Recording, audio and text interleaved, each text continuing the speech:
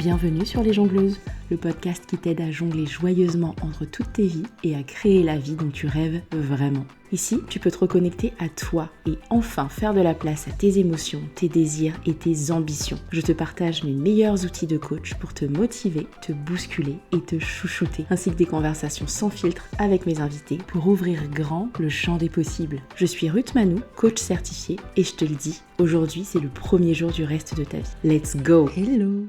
J'espère que tu savoures autant que moi cette série d'épisodes qui secouent et que tu as déjà commencé à appliquer des choses dans ta vie. Aujourd'hui, on parle d'un sujet finalement encore assez tabou.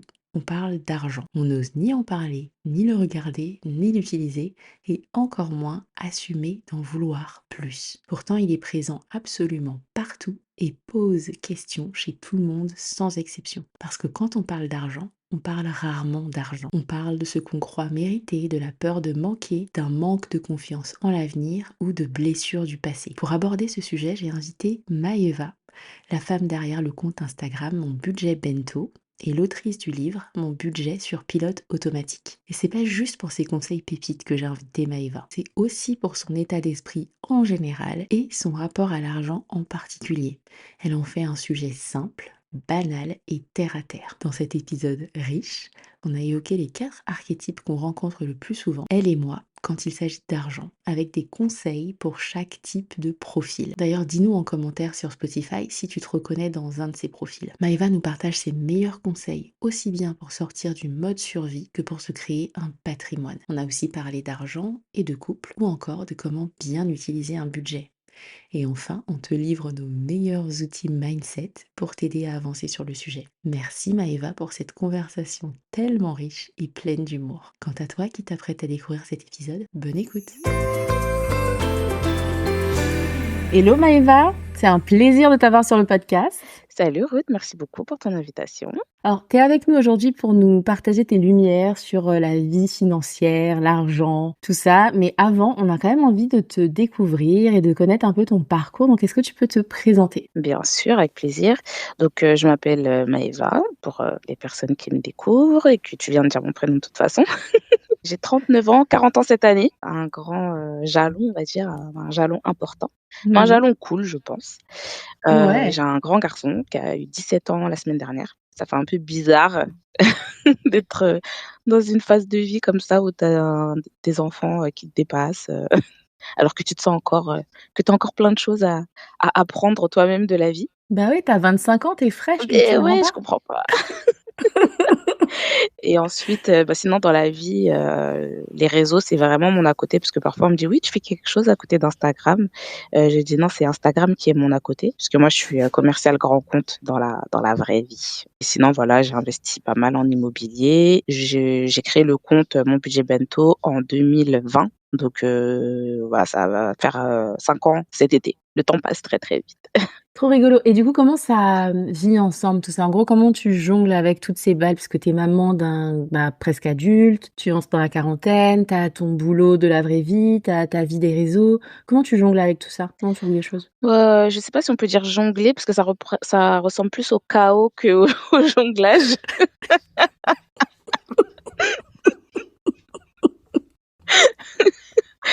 Donc ce serait vraiment survendre le truc que de dire que c'est, du jonglage. Mais bon voilà, on essaye de quand on fait tomber une balle, de la rattraper. Voilà, c'est tout ce que je peux dire. Ah, j'adore. Parce que là, du coup, j'ai une image dans la tête. Tu vois, c'est pas la jongleuse hyper gracieuse, c'est la meuf qui essaye, tu vois, ça tombe, elle y va, elle rigole, elle reprend.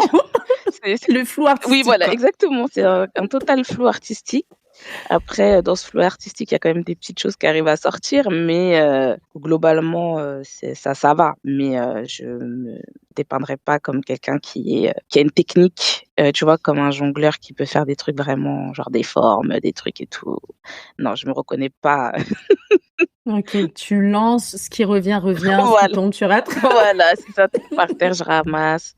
Si je peux, Ah, sinon je j'adore, je laisse. suis trop fan. Voilà. OK. Qu'est-ce qui, dans ton parcours ou dans ton histoire, a fait que tu as eu envie de faire ce que tu fais sur les réseaux avec Mon Budget Bento, par exemple? Bah, franchement, j'espère que ça va pas un peu déprimer les gens qui pensent que j'avais un grand projet, un grand plan et tout. En fait, ce qui s'est passé, c'est que moi, j'avais eu une conversation avec mon frère bien OK. avant, en 2019, à l'époque des Gilets jaunes en France. Bon, les Gilets jaunes, en gros, leur revendication première, c'est que finalement, leur niveau de vie a drastiquement baissé du fait de l'augmentation des prix, enfin, en gros, l'inflation, et puis leurs salaires qui suivent pas l'inflation. Donc, ils se retrouvent finalement à faire des sacrifices qu'ils pensaient pas avoir à faire en étant des personnes voilà, qui travaillent à temps plein, enfin voilà. Et moi je disais à mon frère, de manière très mécanique, un peu, je sais pas, peut-être un petit peu robotique: «Bah, en fait, si tu peux plus acheter que ça avec ton argent, bah, juste, tu baisses tes dépenses, en fait». Il me disait: «Non, mais c'est pas aussi simple que ça de gérer son budget et tout», et puis, il m'avait dit sous la blague: «Tu devrais écrire un livre pour dire aux gens, comment gérer leur, budget». Et donc Mmh. j'ai écrit le livre, mais une fois que j'ai écrit le livre, j'étais genre à, allez, 95 du livre écrit. Je me suis dit: «Mais en fait, Maëva, tu as écrit un livre, mais qui va lire ton livre?» Parce que moi, là-bas, je me suis dit: «Ouais, j'écris mon livre, je le balance sur Amazon et puis, tu sais, eux, ils font l'impression, ils font plein de trucs et tout». Et je me suis dit: «Ouais, je fais ça et puis c'est bon, quoi, j'aurais écrit un livre». Et puis, après, je me suis dit parce que bon, moi, j'ai fait quand même pas mal d'années de marketing, je suis commerciale, bon, quitte à passer du temps à écrire un truc, autant quand même qu'il se diffuse un minimum. Et je me suis Mmh. dit: «Ben, un moyen de me faire connaître, ce serait d'utiliser les réseaux sociaux». Et donc comme le seul réseau que j'utilisais, c'était Instagram. En plus, je l'utilisais vraiment, de manière très, très, très passive, hein, moi, je pouvais pas te faire, tu sais, ce qu'on faisait là à l'époque, les 9 photos là sur l'année, je Mmh. pouvais jamais le faire. D'ailleurs, je peux toujours pas le faire. Je mets toujours pas beaucoup de Mmh. photos, de moi, sur les réseaux. Et du coup, bah, voilà, je me suis lancée sur Instagram, mais vraiment juste, comme ça, histoire de parler d'argent. Et en fait, c'est quand je me suis lancée sur les réseaux et que j'ai vu les retours des personnes en face, vu que, ah, bah, effectivement, il y a un intérêt, il y a une appétence pour le sujet.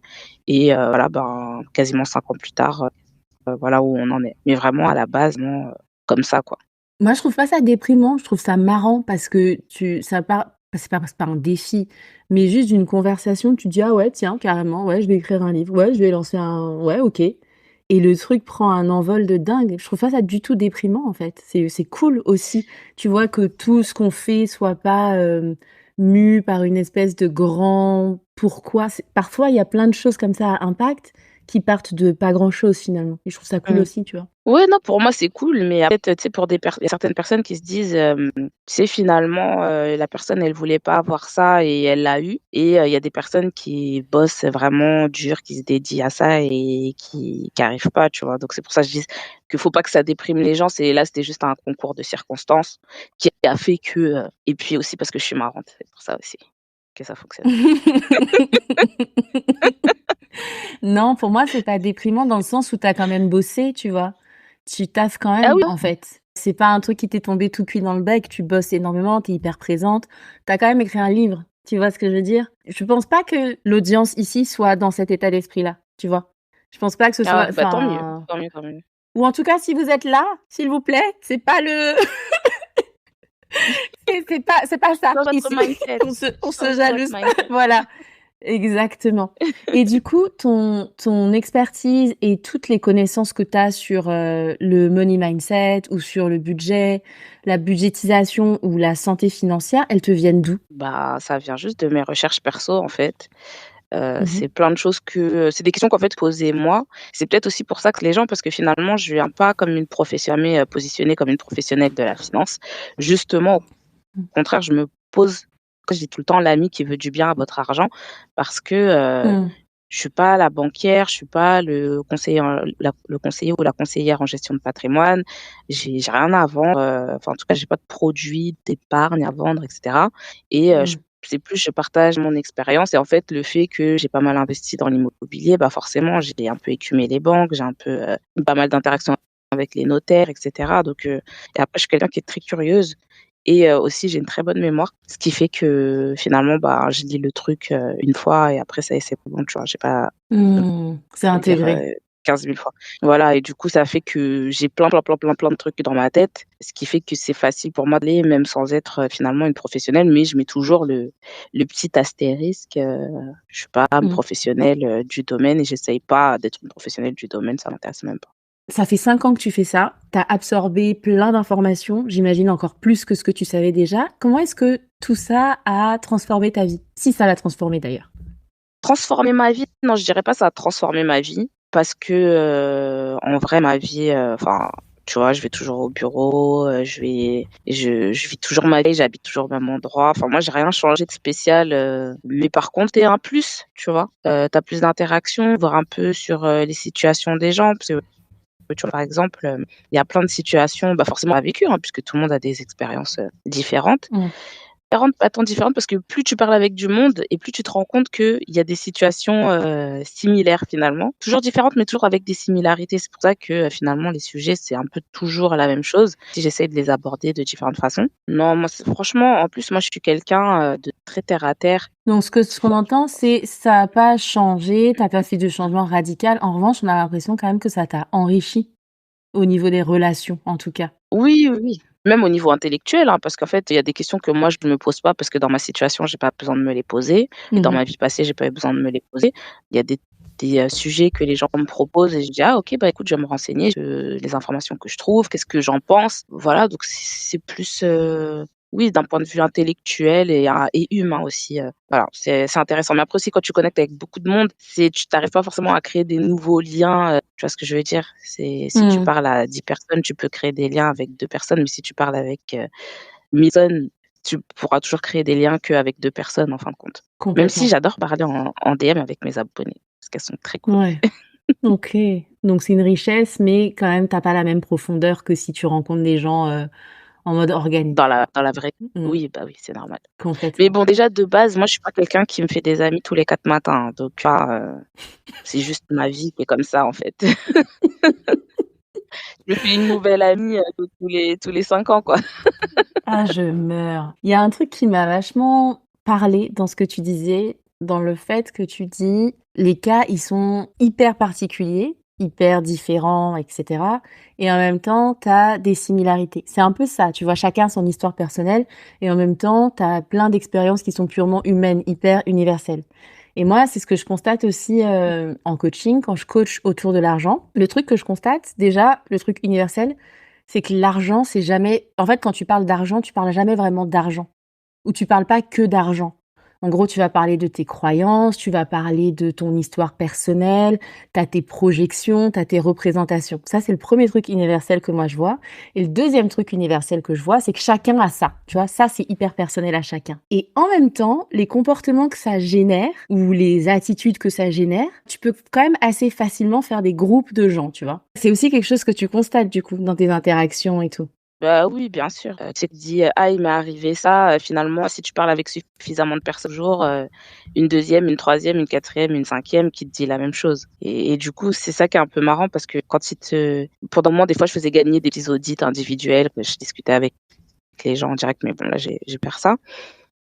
Mais, tu vois, chaque personne quand elle te pose une question, c'est vraiment te dire, «Oui, alors j'ai une situation un peu spéciale», et puis au bout de 10 minutes, tu te rends compte que la situation, elle est rien de spécial. Mais après, c'est que, quand tu regardes dans ton cercle, proche, bah, forcément, il y aura peut-être qu'une personne comme ça et peut-être que cette personne, ce sera toi. Mmh. Mais, quand tu as, 70 000 abonnés, il y a des gens qui te parlent, voilà, qui te posent une petite question et cetera, bah, forcément, au bout Ça du revient, 2 quoi. millième ou du 10 millième, ça revient Ouais. forcément, quoi. Ouais. Complètement. Moi, tu vois, en bossant avec les gens, j'ai remarqué plusieurs types de profils. Et là, ce que j'aimerais bien faire avec toi, c'est te raconter ces profils. Tu me dis si tu les reconnais, Mmh. si t'as déjà, tu les as forcément déjà rencontrés. Et surtout, ce qui m'intéresse, c'est de OK. dire, bah, telle personne qui a ce genre de problématique ou ce genre de mindset, qu'est-ce qu'on lui dit pour la sortir de un peu de son marasme, tu vois? Ça te va? Faisons ça. Moi, le premier type de gens que je rencontre, c'est la personne qui va être vachement dans l'évitement. C'est typiquement le genre de personne avec qui je travaille. Les gens avec qui je travaille, mes accompagnements en coaching, c'est un investissement. Donc, les 2 premiers types de personnes, on va dire les 3 premiers types de personnes, c'est des gens avec qui je travaille. Donc, le premier type, c'est la personne qui va être dans l'évitement. Genre, elle a assez d'argent pour vivre, elle est à l'abri du besoin, elle gagne assez, et cetera. Et en même temps, l'argent lui fait peur. Donc, elle va pas regarder, limite, elle va pas dépenser et encore moins, elle va investir. Et du coup, tout ça dort sur un compte, alors même qu'elle a de l'argent, elle est quand même en stress, ça la stresse, elle va pas aller regarder. À elle, tu lui dis quoi? Eux, déjà, je les appelle les fétichistes de l'épargne. Mmh, OK. Parce que souvent, c'est des gens qui ont beaucoup d'épargne, mais en fait, ils sont tellement qu'ils veulent pas dépenser 1 €, qui veulent pas Tu vois? En fait, c'est pas qu'ils veulent pas dépenser, mais qu'ils ont épargné. Mmh. Tu vois? Ils voudront dépenser que voilà, bon si c'est sur le salaire, ça va, tirer de l'argent du livret A et genre, c'est compliqué. Comme ça, c'est des personnes qui sont un peu, perfectionnistes parce qu'en fait, elles Mmh. se disent: «Il faut, maîtriser son sujet de A à Z» et comme elles ne maîtrisent pas de A à Z, elles s'autorisent pas à investir.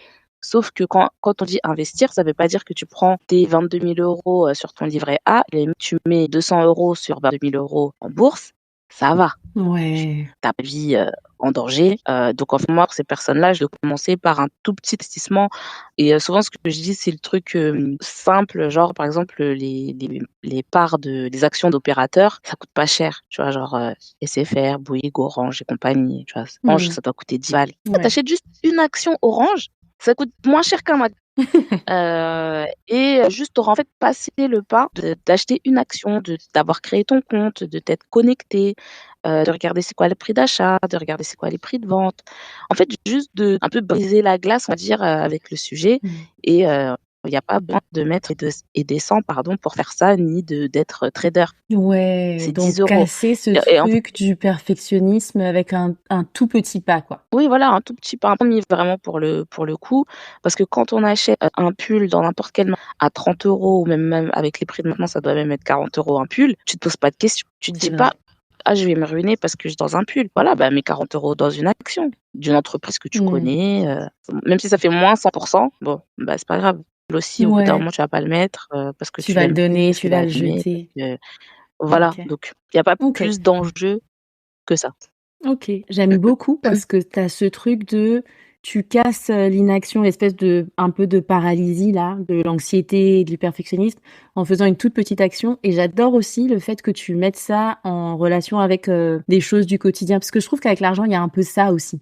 C'est limite un truc à part, alors qu'en fait c'est, neutre, c'est basique, Ouais, tu vois? oui et puis surtout c'est intégré dans la vie de tous les jours, l'argent. Complètement. Aujourd'hui, dans la société actuelle, à moins que tu vives dans une grotte ou dans la forêt, avec ton arc et tes flèches, l'argent, c'est tous les jours. C'est le logement Complètement. dans lequel tu vis, c'est l'eau qui coule, de ton robinet, c'est, le chauffage, au mois de janvier, voilà, c'est le chauffage, chez toi. Enfin, l'argent, c'est tout le temps, à tout moment, donc c'est pas un sujet Ouais. qu'on peut finalement, dire: «Ouais, c'est pas important», c'est faux. Il y a que les gens qui sont super riches qui disent: «Oui, l'argent, c'est pas important». Oui, bah, oui, quand tu sais plus quoi faire de ton argent, oui.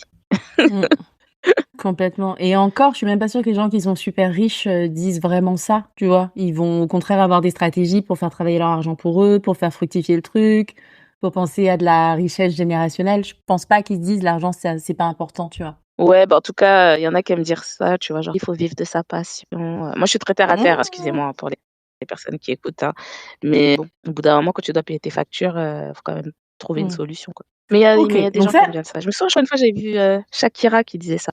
«Oui, dans la vie, le plus important, c'est d'avoir de passion», dit-elle, milieu. non, mais c'est ça, tu vas non, c'est n'importe quoi. Je suis désolée, moi, j'achète pas les gens qui me disent ça. Parce que enfin, même tu prends n'importe qui et tu lui enlèves sa tu vois, les 1 couches de sa survie, la personne, elle peut pas fonctionner, elle est en stress chronique. Enfin, tu peux rien faire, en fait. Donc c'est faux de dire ça. C'est complètement faux. Oui, c'est pour ça, c'est quand tu as déconnecté de la réalité, après tu peux commencer à dire des trucs comme ça, mais C'est ça, complètement. OK, donc ça, c'était pour notre premier profil. Le deuxième profil que moi j'ai un peu rencontré, c'est la personne qui a aussi de l'argent, qui est à l'abri du besoin, qui enfin, tu vois qu'elle a un bon revenu, il y a pas de souci. Elle regarde pas trop non plus, mais comme elle a pas peur et qu'elle sait qu'il y a des sous qui rentrent et qui vont rentrer, elle flambe, elle achète n'importe quoi, elle achète des trucs qui sont pas prévus, des trucs futiles et du coup, quand elle va se retrouver souvent à découvert alors qu'elle a un revenu qui fait qu'elle ne devrait pas se retrouver à découvert par rapport à ses charges et quand elle se retrouve face à un truc qu'elle veut vraiment acheter, bah, elle peut pas parce que, bah, en fait, elle sait pas où est son argent, elle sait pas où part son argent, tout ça. Est-ce que ce profil-là, il te parle aussi? ah bah, oui, complètement et en règle générale, c'est des personnes qui, n'avaient pas d'argent en grandissant et tu vois ça souvent chez les transclasses, en fait, tu vois les gens qui viennent de milieux, modestes, voire très modestes, qui, bah, voilà, par le biais de l'école ou, de l'entrepreneuriat, ont posté des rémunérations, que, leurs parents, même pas imaginer, tu vois? Dont je fais partie d'ailleurs et en fait, il y a en fait, c'est la culpabilité qui parle quelque part. En fait, c'est tu sais, l'argent, c'est de la lave. Tu peux pas garder de l'argent sur ton compte. Il faut que l'argent, ça parte. Il y a beaucoup de personnes comme ça, en fait, même si c'est pas forcément conscientisé, mais c'est le truc de pas s'autoriser finalement à avoir, une sécurité financière parce que autour de toi, tes parents, tes frères et sœurs, tout le monde continue de galérer parce qu'ils sont restés dans la même situation économique et donc finalement, tu t'autorises pas à passer à un autre niveau financier, et puis du coup, ben, quelle est la raison de base? C'est des personnes qui n'ont pas de stratégie pour, au niveau financier Mmh. parce que, se retrouver à l'ouvert alors que tu gagnes bien ta vie, il y a des gens qui vivent avec un SMIC. C'est des enfants, des machins, donc c'est pas que tu peux pas vivre avec ces montants-là et c'est des personnes finalement, je trouve que c'est là où il y a le plus de gâchis. J'ai beaucoup de ces personnes-là dans mes ateliers parce que finalement, comme les ateliers, bon, quand tu les fais en présentiel, tu peux pas le faire, tu es obligé de mettre quand même un prix, pour, voilà, couvrir les coûts et cetera et donc moi, j'ai Mmh. beaucoup de personnes comme ça, hein, qui en fait, n'ont pas de problème d'argent, elles ont uniquement des problèmes de gestion. J'ai eu quelques personnes qui étaient dans des situations précaires ou presque précaires, mais ça, c'est des personnes souvent qui sont invitées, pas on leur offre leur place. Mais c'est vrai que la part des gens qui participent à mes ateliers, finalement, n'ont pas de problème d'argent. Ils ont juste des Ouais. problèmes de gestion. Ah, c'est rigolo que toi tu parles parce qu'en fait, de ce dont tu parles, c'est un peu une sorte de culpabilité du survivant. Genre moi, je m'en suis sortie, mais genre mon programme, de base, il me permet pas, en fait, de vivre dans ça. C'est ça, en fait. Pour toi, c'est une culpabilité du survivant, alors que moi, je voyais ça comme une espèce de vengeance, en fait, sur la vie. J'ai pas eu de coca en grandissant, donc maintenant mes enfants, ils auront du coca, je vais acheter ce que je veux. Tu vois? Moi, je voyais plutôt ça. Mais finalement, c'est la même chose. Tu vas changer ta condition. Tu Ouais. sais que ça sert à rien d'acheter des milliers de cents, en jouets, en je sais pas parce que souvent, il y a des choses inutiles. Il y a une fin aux choses utiles. Tu vois, tes enfants, si tu changeais leurs conditions, tu vas leur payer une bonne école, peut-être les faire voyager pour qu'ils puissent ouvrir leur esprit et cetera. C'est du trauma. Ouais, donc en fait, c'est pas une vengeance, c'est moi, je l'ai pas eu et je pense qu'en faisant en me tournant vers ces trucs, purement matériels, je change ma condition et je fais évoluer la prochaine génération et en fait, on se trompe de combat, c'est ça que tu nous dis? Complètement.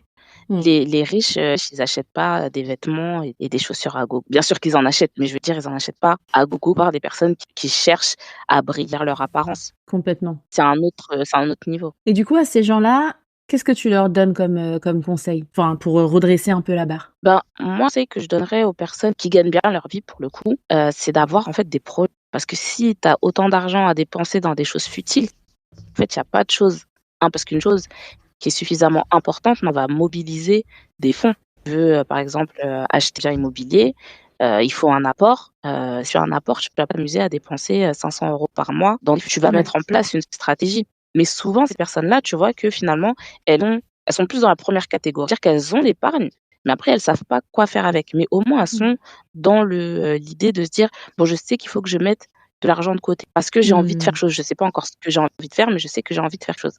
Alors que dans le deuxième Mmh. groupe, finalement, je pense que non seulement ils ont pas envie de faire, ou en tout cas, ils ont pas trouvé la chose qui va leur permettre de shifter leur façon de voir les choses et puis de commencer à gérer leur argent. Mais ces Ouais. personnes-là, c'est les meilleurs potentiels, en fait, parce que si elles arrivent à s'en sortir sans épargner, j'ai tellement de success stories, dans mes DM, ils me disent: «Oui Maëva, moi avant j'étais à Décor, maintenant j'ai X milliers d'euros, pour faire faire, telle chose et tout». Je me dis, j'ai dit: «Ah mais tu étais riche, tu le savais pas». C'est Mais génial. mais Non, c'est mais vrai. c'est ça. Ah, j'adore. OK, donc comprendre que en fait, les futilités, les trucs matériels déjà avoir conscience aussi que tu dépenses, en fait. Avoir conscience que, un petit truc par-ci, un petit truc par-là, c'est des sous et avoir conscience aussi que en fait, pour vraiment changer ta condition, c'est un certain type d'investissement. C'est pas un pull, c'est pas des vêtements, c'est pas de la bouffe, c'est pas des jouets.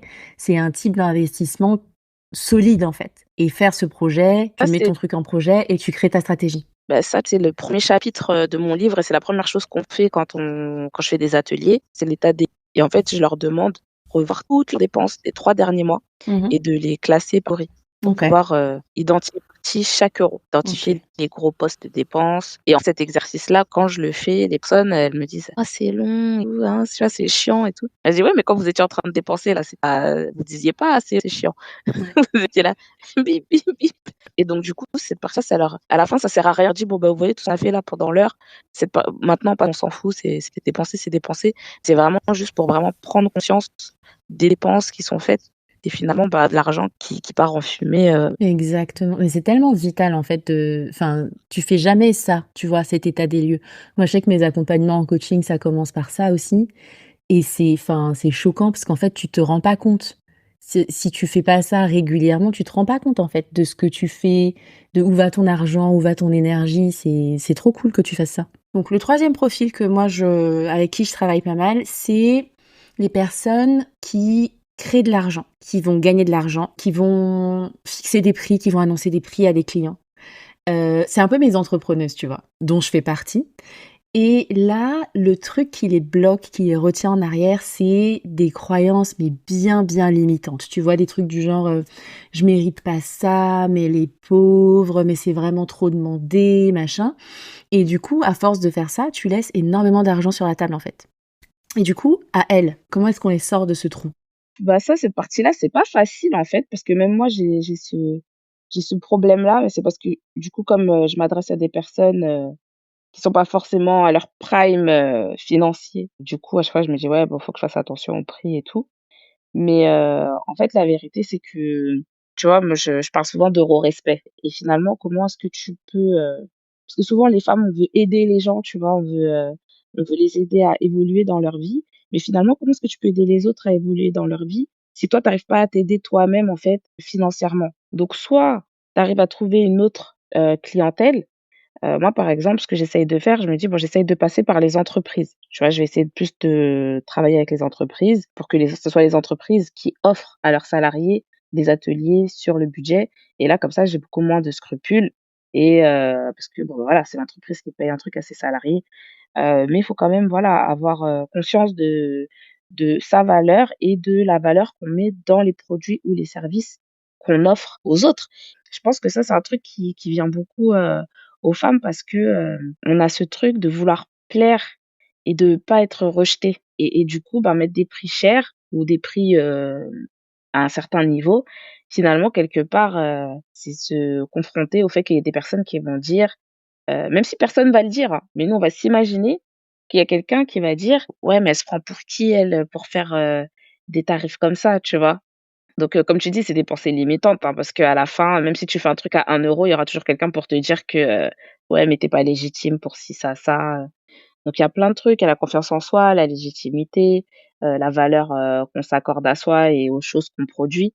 C'est le moins facile, je trouve, des des profils, Pour moi, pour dépasser ça, tu as vraiment un travail à faire sur ton histoire personnelle. Tu vois, moi, typiquement, le truc auquel je me suis confrontée dans mon parcours d'entrepreneuse, c'est petite, enfin, j'ai eu une enfance vraiment horrible à un moment donné. Et la personne avec qui je vivais me répétait en permanence à quel point j'y arriverais jamais. Et elle me parlait de tous mes défauts, tu vois. Et du coup, là, je fais un truc où je me mets en avant, où je dis, bah, en fait, si, je vais y arriver et c'est très, très bien et je suis très, très forte là-dedans. Et en fait, c'est contre ça que tu butes. Et l'autre truc aussi qui m'a vachement retenue en arrière, c'est ce truc-là de mais je veux aider les gens. Et en fait, cette espèce d'amour pour les autres, de prendre soin, comme tu dis, il fonctionne que si tu prends aussi soin de toi. Parce que à la fin, sinon, t'es vidé, il n'y a plus personne, c'est une coquille vide, quoi. exactement, bah, tu sais, c'est un peu le truc, de la femme sacrificielle, tu vois? Qui se sacrifie pour sa famille, qui se sacrifie pour son mec, qui se sacrifie pour ses enfants. En plus, c'est des trucs qui sont jamais récompensés à la fin.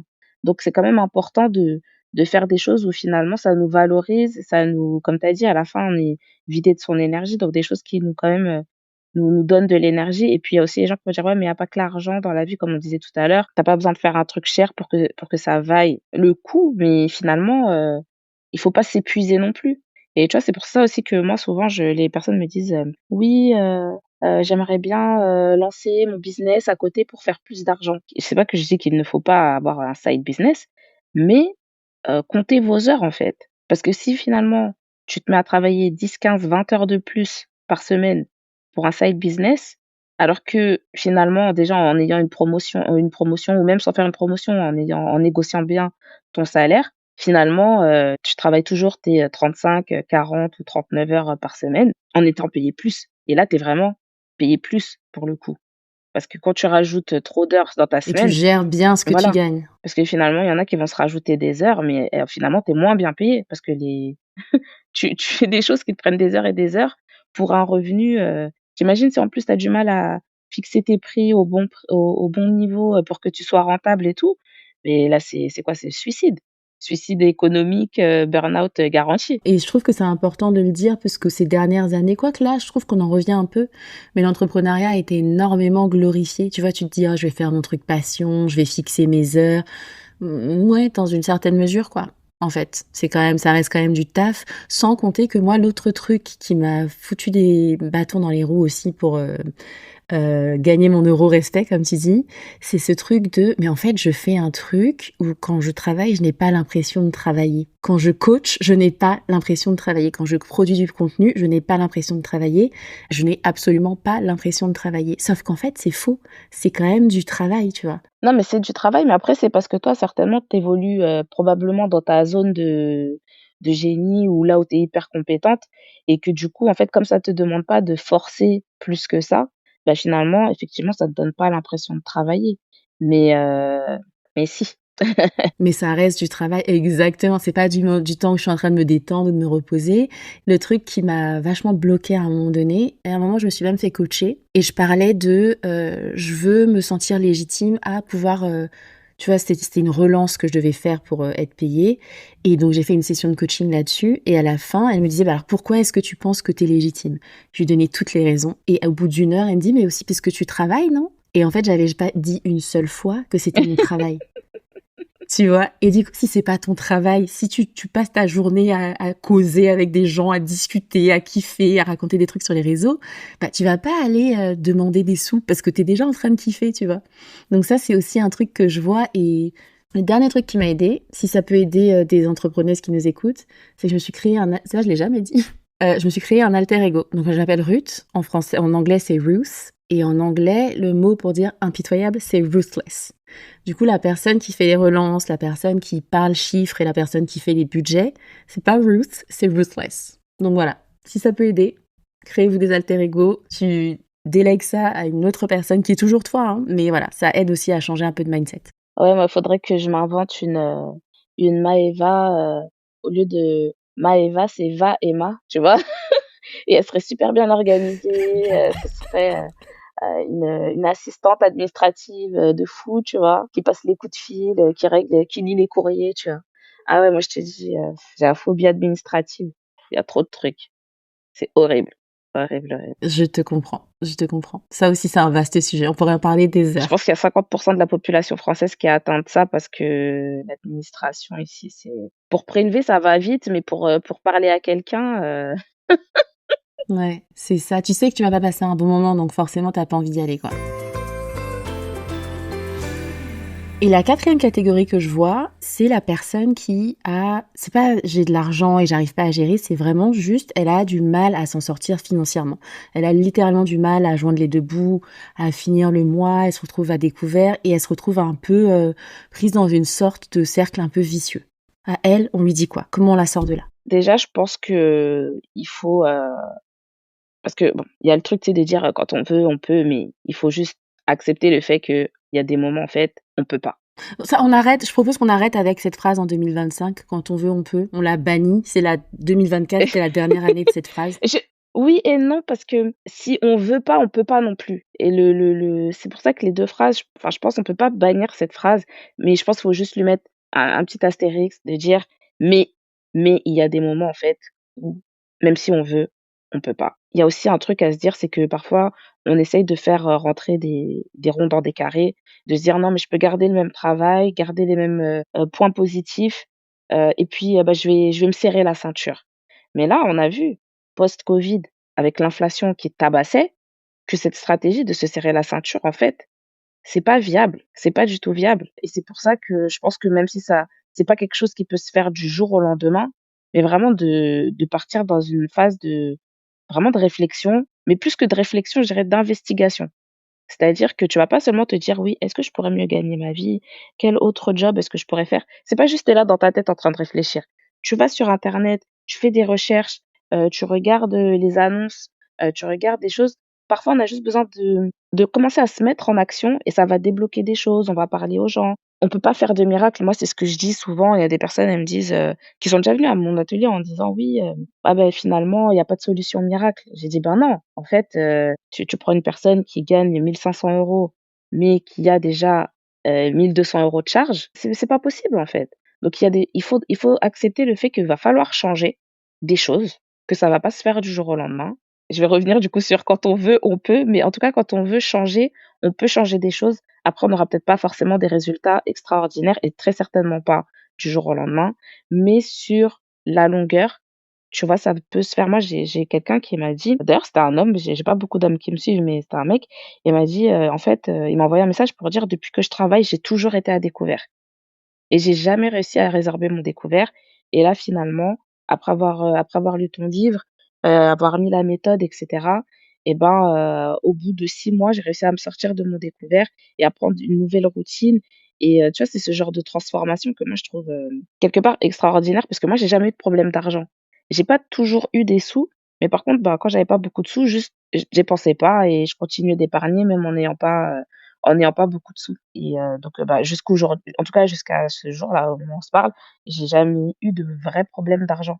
Donc c'est pour ça que je suis d'autant plus admirative de personnes qui sont vraiment, tu vois? J'ai des personnes, elles me disent: «Oui, je suis maman célibataire, je suis comme ci, je suis comme ça» et finalement, bah, voilà, j'ai pris telle ou telle décision un peu, souvent c'est des décisions radicales, hein. C'est par exemple des personnes, tu sais, des fois dans les séparations, il y a les mamans qui veulent garder les maisons, mais en fait, elles ont pas les moyens de garder une maison. Parce qu'une maison à entretenir, à chauffer, à machin et cetera, vous avez acheté ça à 2. En règle générale, c'était le mec qui avait la plus grosse rémunération et donc finalement, tu te retrouves avec la plus petite rémunération, avec la plus grosse charge du foyer. Donc ça peut pas fonctionner. Parce que souvent, on va te dire, hein: «Oui, non, mais mes enfants, j'ai pas envie de les changer, d'école, de machin et cetera». Mais moi, je leur dis: «Ouais, mais ton enfant, c'est pas un arbre, hein».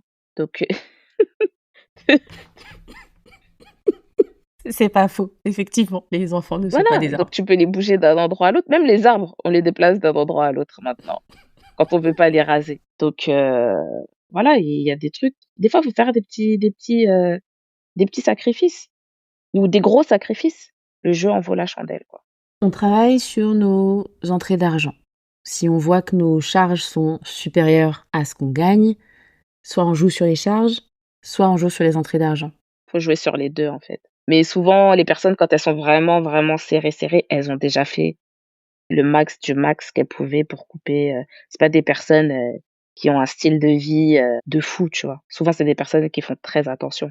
Donc potentiellement décision radicale, se dire que ça peut prendre du temps, mais si on veut, en mettant les moyens, en réfléchissant, en mettant les choses en place, on peut changer. C'est pour ça que je défends, quand même un peu la phrase, «Quand on veut, on peut». C'est que je me dis: «En fait, si on retire cette phrase-là, il nous reste quoi, en fait?» Tu vois? Si tu dis: «En fait, même quand tu veux, tu peux pas», c'est horrible de vivre dans une vie comme ça. Ce qui me dérange avec cette phrase, c'est que pour des gens... Alors moi, je suis coach, hein, donc je suis plutôt du genre à pousser les gens et à les challenger et à faire en sorte qu'ils y arrivent. Et pour autant, cette phrase, elle me dérange parce que, tu vois, quelqu'un qui est dans cette situation-là, qui finit le mois à découvert, en fait, c'est comme si à chaque fois qu'il recevait un nouveau jeu de cartes, le jeu était pipé contre lui, en fait.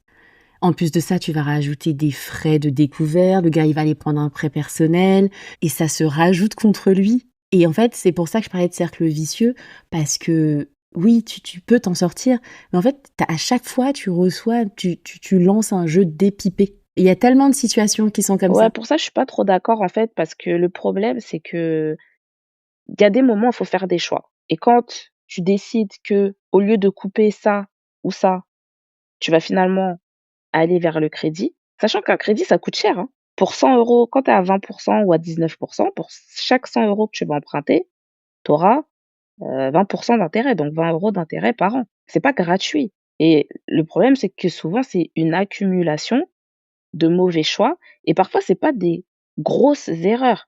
Des fois, c'est une accumulation de petites erreurs qui vont faire que, en fait, il y avait un moment crucial où, en fait, on aurait dû dire non dès le départ et ça se voit dans plein de choses dans la vie, dans les relations personnelles et cetera, où, en fait, il fallait dire non beaucoup plus tôt. Puis après, bah, il y a tout ce qui est séparation et cetera. Souvent, ça met les femmes dans la mouise, et des fois, pas que les femmes, hein, mais ça met les gens dans la mouise parce qu'en fait, quand ils vivaient à 2 ils vivaient tranquilles, mais sans forcément beaucoup épargner parce que comme ils sont à 2, tu vois, ils étaient un peu dans le groupe, dans un des groupes d'avant. Tu es à l'aise, ça veut pas dire que tu es riche, hein, mais simplement tu as pas de problème particulier d'argent, mais parce que Tu te poses pas de questions, voilà, c'est ça. tu ne te poses pas de questions, t'as pas forcément de stratégie d'épargne parce que bon, tu mets de côté de temps en temps ton 13e mois et puis tu es contente. Et le truc, c'est que finalement, quand tu te retrouves célibataire et que tu vois que, bah ouais, mais en fait, les charges, elles sont pas divisées par 2 hein, quand tu passes de en couple à célibataire.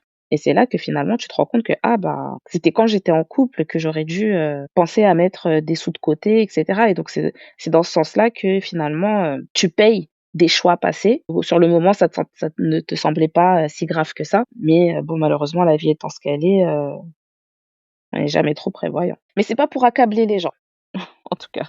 Non, non, non, c'est pas ça. Après, c'est factuel, tu vois. Mais tu vois, je pense que c'est aussi là où le fait de manquer d'éducation financière fait que on se retrouve dans ce genre de situation. Tu vois, quand tu ne comprends pas comment fonctionne un découvert, quand tu ne comprends pas comment fonctionne un prêt personnel, c'est là que tu te dis, ah bah c'est bon, je vais aller voir un tel et ça va. Bah non, en fait, tu creuses encore un peu plus ton trou. Et en plus, ces entités-là, les banques et tout, ils sont pas là pour faire de la prévention, hein.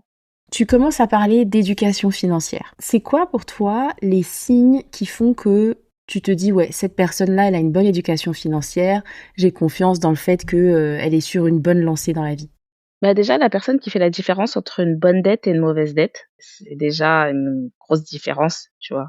C'est pas la même chose, de s'endetter pour acheter une télé et de s'endetter pour acheter, un bien immobilier. Parce qu'il y en a un qui a une valeur résiduelle, qui peut, éventuellement même, augmenter, tandis que, quand tu achètes, une télé à crédit, T'achètes un truc qui va perdre de la valeur, quoi. c'est même pas à perdre, qu'il y aura plus de en règle générale, ta télé, sauf si tu en changes tous les ans, que tu la revends sur le bon coin, mais et bah, là, par exemple, un autre exemple, quelqu'un qui vend des trucs sur le bon coin ou Vinted ou tu vois, des trucs, où tu vends des choses, d'occasion et que la personne, elle pense gagner de l'argent, n'oublie pas combien tu l'as acheté le truc que tu vends. Comprendre la temporalité, c'est pas parce que tu gagnes 30 € à un instant T que finalement, il faut quand même le comparer au prix d'achat. C'est ça. Sans compter le temps et l'énergie que t'y mets. Après, il y a des personnes qui l'utilisent un peu en mode professionnel, tu vois, qui achètent des pièces un peu spéciales. Mais déjà, d'une, normalement, tu pas le droit d'utiliser ces plateformes-là pour faire, du commerce. Donc, bon, déjà légalement, c'est voilà. Mais non, la plupart des gens perdent de l'argent et récupèrent une petite partie de ce qu'ils ont dépensé. Ok, donc deuxième 18 millième mythe cassé dans cet épisode. Ok, donc tu fais la différence entre une bonne dette et une mauvaise dette. Quoi d'autre? Quelqu'un qui comprend, le concept des intérêts composés et de l'intérêt finalement de l'épargne sur le long terme. Les intérêts composés, en fait, c'est quand, par exemple, bon, je prends un truc vraiment basique, mais enfin, tu places de l'argent, bah, je dis à 10 juste pour la simplicité des calculs. Tu mets 1 000 €, au bout d'un an, tu as 1 100 € et ensuite, bah, l'année d'après, ce sera 10 sur 1 100. Et l'année d'après, ça sera sur 1 200, je sais pas, 1 220 ou je sais pas, je peux pas faire le calcul de tête parce que je suis nulle en calcul mental. Mais tu vois ce que je veux dire? C'est finalement le fait que les intérêts eux-mêmes génèrent des intérêts. Et donc ça, bah, forcément, c'est quelque chose qui a une portée un peu, exponentielle parce qu'au bout d'un moment, finalement, tu as autant d'intérêts que tu as mis d'argent, Que de voilà. capital, ouais. Et donc ça, c'est quelque chose qui est important, à comprendre. Ouais, je pense que ça, c'est des côtés un peu techniques, on va dire, ce que j'ai dit. C'est pas trop côté, entre guillemets, «mindset». Mais c'est important aussi, tu vois, ça fait Oui, partie du c'est la truc. base, Tu peux pas être que... Voilà, exactement. c'est la base et un autre point, je dirais, c'est les personnes qui comprennent, la notion de patrimoine, tu vois? De développer son patrimoine, que, gâter ses enfants, c'est pas que leur acheter, des jouets, en fait. C'est aussi, finalement de développer un patrimoine que tu vas pouvoir, leur léguer plus tard ou même sans leur léguer, que tu vas pouvoir utiliser pour les propulser dans la vie. Alors toi, qu'est-ce que tu appelles un patrimoine? Un bien immobilier, quoi Bah, d'autre? patrimoine, c'est ta valeur nette, hein, donc c'est ton épargne, c'est ton patrimoine, quand je dis patrimoine, c'est ton patrimoine immobilier, mais aussi le patrimoine mobilier. Donc finalement, les actions, les livrets, enfin tout ce que tu as qu'on pourrait appeler en cash, en fait. Donc là, en fait, ce que tu dis, encore une fois, tu touches à la dépense, tu rajoutes de l'épargne, en fait. Mets des sous sur un compte, n'y touche pas pendant quelque temps, il va faire des petits et ça va te rapporter. Fais des investissements, immobiliers ou pas, et tu penses aux générations d'après, ou en tout cas à tes enfants. Ouais, en fait, finalement, ce qui dit tout ça, c'est la notion de temps. Passer de l'immédiateté au moyen long terme. Parce que finalement, Tu vois, tout à l'heure, quand on discutait, des mauvais choix ou en tout cas des choix, bah, pas optimum, souvent c'est des choix qu'on a fait en pensant au court terme et pas au long terme et finalement, même si tu as pas encore beaucoup de sous, si tu arrives déjà à être capable de penser ton argent sur le long terme plutôt que sur le court terme, tu as déjà une sorte d'éducation financière. Donc sortir de cette espèce de d'immédiateté. C'est aussi pour ça que c'est important de parler de comment tu te sors de la mouise un peu. Parce que sinon, t'es obligé d'être dans cette immédiateté et au-delà de ça, de la gratification immédiate avec ta télé, par exemple. Et tu te projettes un peu plus. Bah oui, parce que en fait, tout ce que tu dépenses aujourd'hui, c'est les choses que tu retires dans le plus tard. Ça pique. Dit comme ça, tu te dis ok, effectivement. C'est un choix, hein. Après, je dis pas que, parce qu'il y a des gens qui s'imaginent que, tu sais, je suis un peu un ermite qui vit dans sa grotte, qui profite pas de la vie et tout. Mais moi, je profite de la vie, hein. En fait, ce qui est marrant, c'est que les gens qui disent aux autres: «Ouais, vous êtes, des radins, des machins et cetera». Moi, j'ai envie de vivre, j'ai envie de profiter. Mais finalement, c'est ceux qui épargnent, qui profitent plus que ceux qui dépensent à la volée. Parce que nous, finalement, peut-être qu'on va dépenser l'année suivante, mais déjà, on aura eu toute la satisfaction de mettre l'argent de côté pour pouvoir faire ce truc-là à tel moment. Donc c'est un vrai projet, c'est quelque chose qui nous anime et cetera. Alors que la personne qui est dans l'immédiateté, elle, elle va dépenser des fois pas son argent, pour les personnes qui achètent, à crédit ou en plusieurs fois et finalement, elles vont profiter tout de suite et pendant 1 an ou 2 ans ou pendant X temps, finalement, tirer la tronche parce que il faut payer les enjoyments, tu vois, qu'il y a eu, précédemment. Alors que quand tu as épargné, que tu as fait tes vacances, tu rentres, tu es tranquille, tu as l'esprit léger. En fait, ce que je vois avec ce que tu dis, c'est pas vivre une vie frugale. Il y a un mec comme ça sur TikTok, le mec qui mange tous les jours la même chose, et en même temps, à côté de ça, il est capable de faire des trucs de dingue. Mais ce que je vois dans ce que tu décris là, c'est le côté hyper intentionnel. Tu sais ce que tu as envie d'avoir dans ta vie. Tu sais ce que c'est pour toi une vie riche. C'est pas forcément une vie où tu te baignes dans des baignoires d'argent, mais tu sais ce qui fait le sel de ta vie pour toi, enfin le sel de la vie pour toi. Tu vas mettre tes sous là-dedans et tu sais aussi que tu penses à la future toi. C'est ça pour moi la différence. Alors ça veut pas dire que quand tu es ici et maintenant, tu dépenses rien et que tu as ton petit portefeuille de mamie, c'est juste, je sens de l'intentionnalité dans ce que tu dis. Non, mais c'est exactement le bon terme, en fait, que tu as utilisé. C'est le côté, finalement, d'être intentionnel avec son argent et de ne pas subir ses dépenses. C'est pas les dépenses qui s'imposent à moi parce que, Zara a fait des soldes, parce que, la Fnac, m'envoie, un mail avec une promotion. Je subis pas mes dépenses. Mes dépenses, je les ai prévues. Si c'est un petit truc, je peux le faire tout de suite. Si c'est un truc un peu plus gros, bah, je le ferai dans 1 mois ou dans 2 mois. Je pense qu'on travaille tous, hein, c'est bon, on peut attendre 2 mois, hein. C'est pas comme si, c'est pas une question de vie ou de mort, si tu changes ton canapé dans 2 mois ou dans 3 mois, ça va pas changer la face du monde. Exactement. Et le rôle du budget dans tout ça? Bah, le budget, j'aime bien dire que le budget, c'est nul, dans le sens, c'est vraiment basique, tu vois? C'est des plus et des moins, c'est la maternelle, même si c'était cool la maternelle, hein. Mais, ce que je veux dire par là, c'est que c'est en fait, c'est juste la base. Ce que j'écris dans mon livre au début, je dis: «Écoutez, là, dans ce livre, vous allez faire le niveau 0». Mais c'est un niveau 0 sans lequel tu pourras pas faire tout le reste, en fait. Tu sais, c'est comme quand tu as une maison, finalement les fondations, personne ne les voit jamais, ça intéresse personne, c'est sous la terre, c'est naze, c'est dans la boue, c'est tout ce que tu veux, mais s'il y a pas les fondations, il peut pas y avoir la belle maison par-dessus et donc du coup, c'est ça la différence, c'est ça le d'avoir un budget.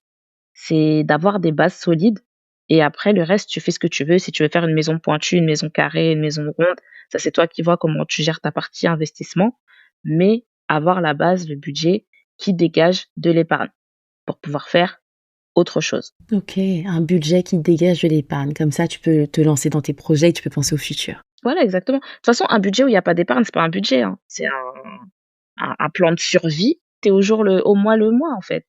Il y a pas de vision, il y a pas de je sais que les gens, tu vois, ils adorent cocher leurs petites cases et tout ça, mais moi, je suis pas du tout comme ça. J'ai rien contre vous, hein, les gens qui aimez cocher vos dépenses, mais c'est vraiment de la perte. Moi, j'appelle ça brasser du vent, tu vois. Mais bon, chacun fait à sa façon, mais moi, c'est pas ma façon. OK, ouais.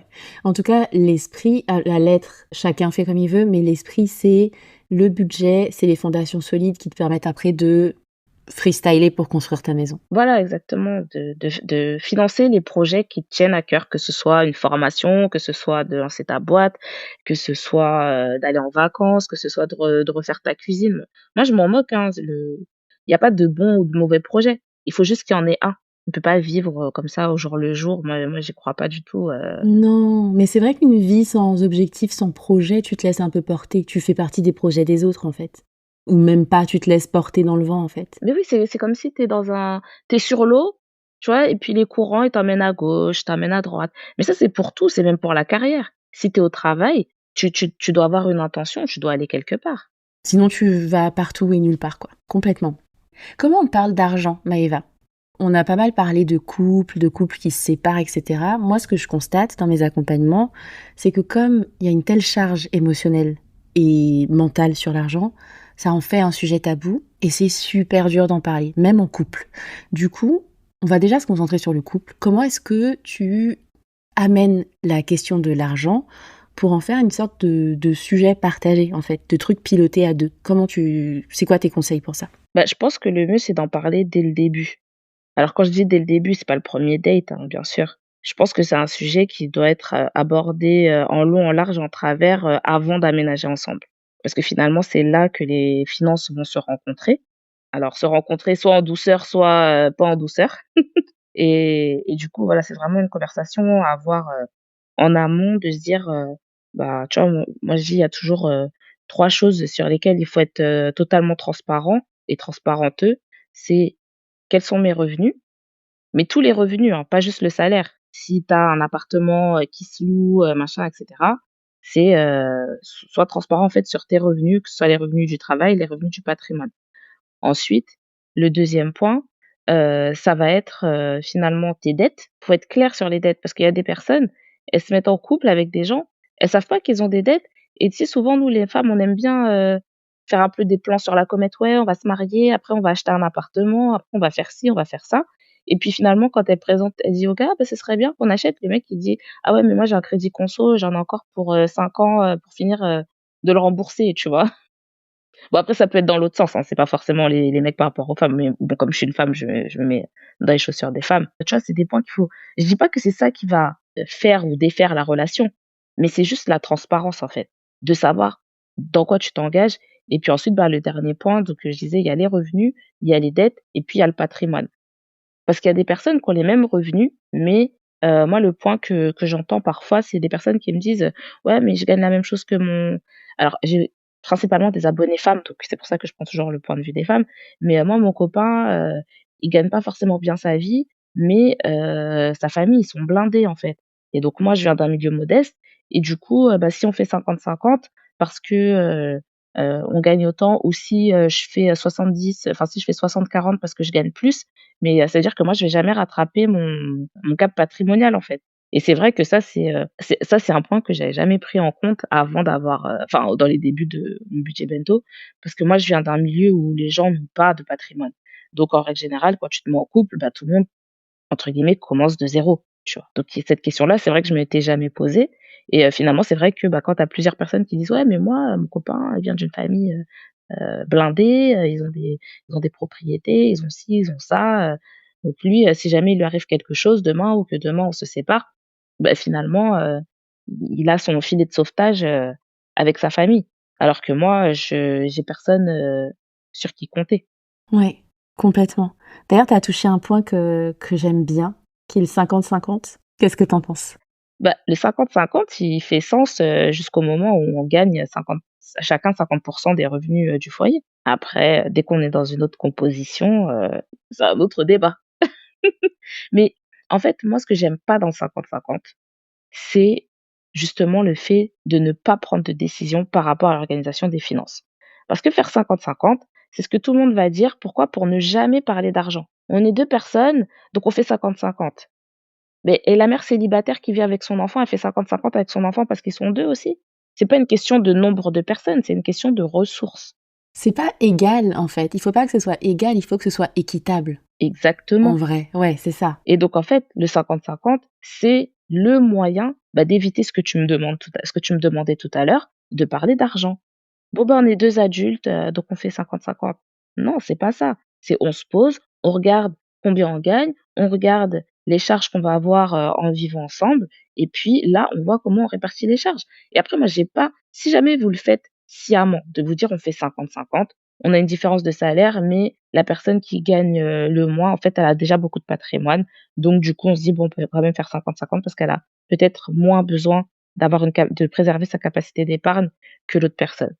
Ou il y a des personnes dans des couples où, ils disent: «Ben, c'est, monsieur qui doit payer les charges du foyer», et du coup, si c'est d'un commun accord, moi je qui suis-je pour, questionner, ce mode de vie? Tu vois? J'ai pas Il y a de pas de dogme, quoi, ouais, mais il faut voilà, en parler, mais il faut quoi. en parler. Il faut que ce soit une décision éclairée. Tu sais, c'est un peu comme, tu vois, les régimes matrimoniaux en France. Moi, je dis à chaque fois, j'aimerais bien en fait qu'il y ait pas bon, je dis: «J'aimerais bien que le régime de base, ce soit le régime, de la séparation des biens». Mais je sais pourquoi je dis ça, mais je dirais idéalement, ce serait plutôt qu'il y ait pas de régime par défaut et en fait, que les gens soient obligés et tu vois, tu vas à la mairie, tu as un rendez-vous, c'est pas juste on te donne ta date ou je sais pas quoi, tu as un rendez-vous, on t'explique les 4 régimes matrimoniaux qui existent, quelles sont les options et puis, 1 semaine plus tard, tu dois venir avec, ta décision.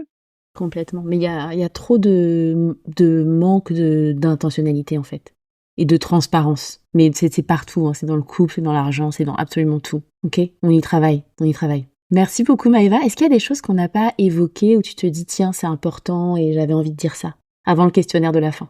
Oui, il y a une chose que j'aimerais bien dire, parce que je pense que tu as principalement des femmes, hein, qui sont dans ton audition, dans ton audience, pardon, c'est, de sortir vraiment des figures d'autorité. Parce qu'en fait, souvent, ce que je constate, c'est que les femmes, elles ont la façon dont elles sont élevées, tu sais, c'est comme si elles sont irresponsables pour certaines choses. Quand c'est pour les enfants et encore même pour les enfants, on leur dit ce qu'elles doivent faire.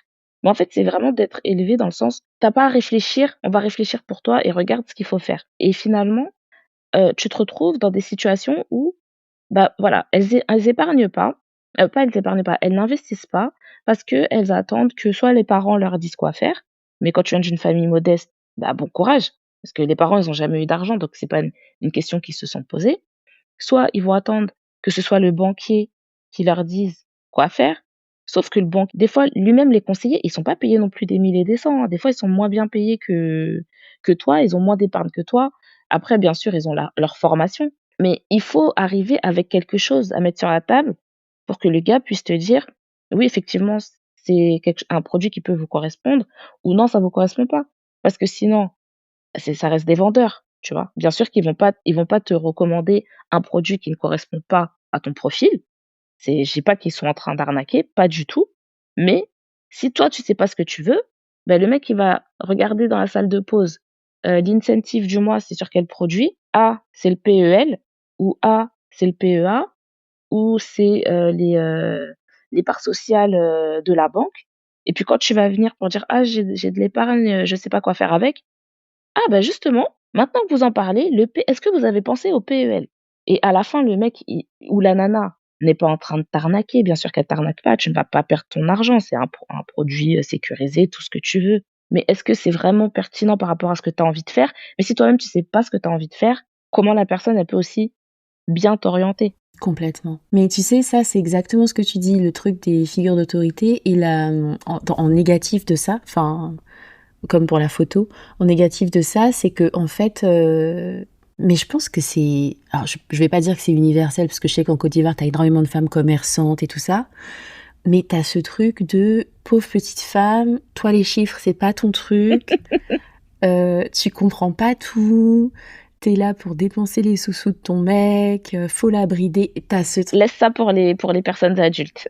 Voilà, laisse ça aux adultes, c'est un peu compliqué, je vais m'en occuper. Je pense que c'est ça en fait le bloquant. C'est contre ça qu'il faut se battre pour arriver à se dire: «OK, non en fait je suis pas un petit truc fragile, je suis capable, c'est mes putains de sous que Que j'ai j'ai gagnés». gagné. Et voilà, C'est pas un donc cadeau, maintenant hein. j'y vais C'est que pas un c'est ça. cadeau, hein. Ton salaire ou ton revenu que tu as avec ton business, c'est pas quelqu'un qui c'est toi qui t'es levé le matin et qui t'es, déchiré pour l'avoir, hein, donc C'est clair. Ah, j'adore. Merci pour ce dernier point. C'est trop, trop bien. Merci Maëva. Maintenant, c'est l'heure du questionnaire de la fin. C'est 3 questions que je pose à toutes mes invitées. La première question, imagine que tu puisses envoyer un message vocal à un groupe de personnes sur Terre. Qui est-ce que tu choisis et qu'est-ce que tu leur dis? C'est très moche ce que je vais dire, mais franchement, ce serait tous les, je vais pas dire de gros mots, mais les milliardaires là qui sont en train de pomper tout l'argent du monde entier et qui veulent que 99 de la population vive avec 10 de la richesse. C'est vraiment un truc qui me là, c'est parce que c'est l'actualité qui veut ça, tu vois? C'est ils sont comme des ogres, en fait, qui sont insatiables et je me dis, finalement, moi, je gagne très bien ma vie et je vois que je peux pas faire ce que j'ai envie de faire, en fait et j'ose même pas imaginer comment vivent les gens qui gagnent, même pas, la moitié ou un quart de mon salaire, tu vois? Les sacrifices qu'ils doivent faire, les choses qu'ils peuvent même pas envisager pour eux et pour leurs enfants. Ouais, je trouve ça moche, en fait, donc si je devais faire, un message, désolée, ce serait pas très constructif, mais ce serait un gros message d'insulte.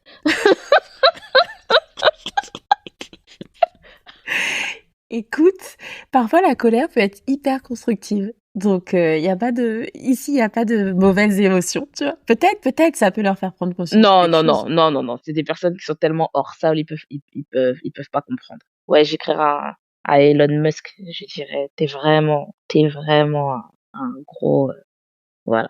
Bip, Je vous laisse bip, remplir, bip. voilà, je vous laisse remplir les 3 petits points». OK, maintenant un peu plus intimiste, entre toi et toi, tu peux envoyer un message à la Maëva que tu étais, par le passé. Qu'est-ce que tu te dis et quel âge tu as? Je pense que je dirais ouais, je pense que je retournerais peut-être à l'époque où j'étais en master, je faisais, 52 kilogrammes, j'étais queuse comme pas possible. J'avais mon fils qui était en bas âge et tout, avec l'école en alternance et tout, donc vraiment, et je dirais, «T'inquiète, ça va le faire». Ouais, en mode soutien, quoi. Ouais, ouais, mais tu sais, en fait, moi, souvent, on me pose cette question, ouais, genre, «Qu'est-ce que tu dirais à l'ancienne Maëva et tout?» Et souvent, je réponds, en fait, rien.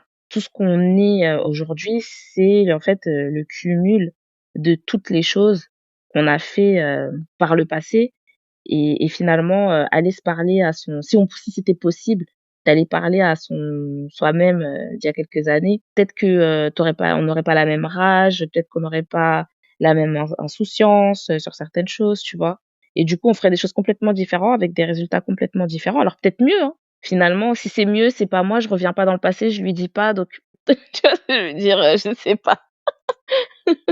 Mais je suis plutôt pour dire, finalement, changez rien les gens, changez rien. Ouais, change rien. Gratitude pour tout le chemin. Voilà.